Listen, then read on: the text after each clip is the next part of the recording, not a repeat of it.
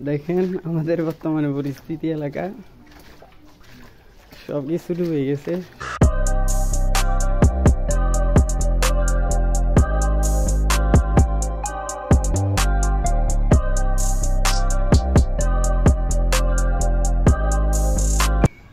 দেখেন সব কিছু ডুবে গেছে, মানুষের বাড়িঘর, এই যে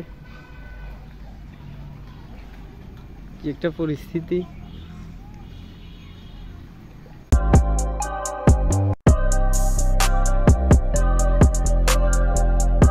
কাকা মাছ পাওয়া গেছে নি?